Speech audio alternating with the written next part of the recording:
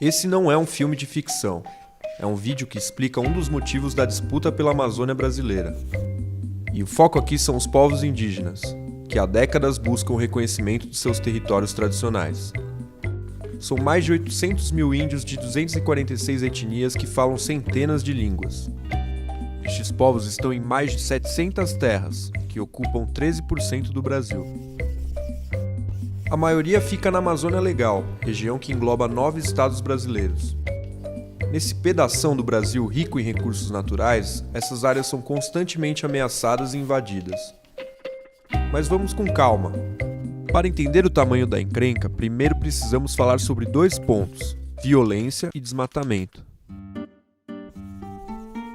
No mapa, vamos pintar de vermelho uma representação de tudo que já foi desmatado da Amazônia Legal. Até 2014, 15% da área já tinha sido derrubada.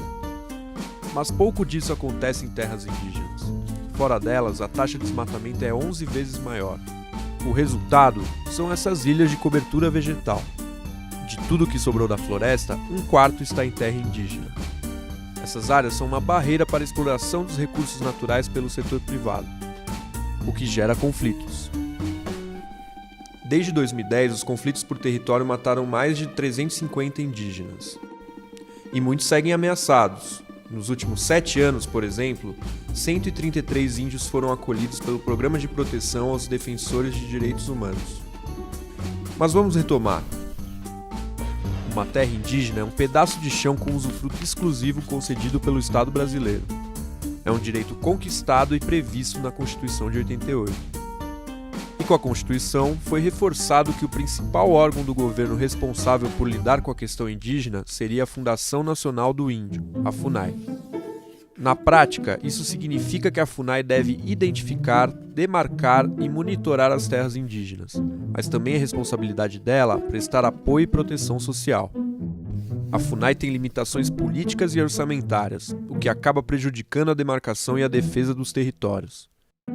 E é nesse contexto que surge uma série de pressões. Uma das principais ameaças é a exploração de madeira.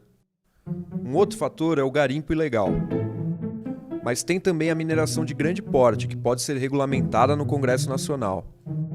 E além de tudo isso, os índios também sofrem com a construção de grandes obras, como a hidrelétrica de Belo Monte, no Pará.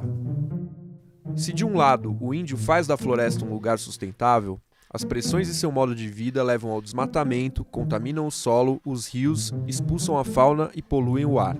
Com todas essas ameaças, a demarcação da terra indígena é um passo fundamental para a resolução dos conflitos.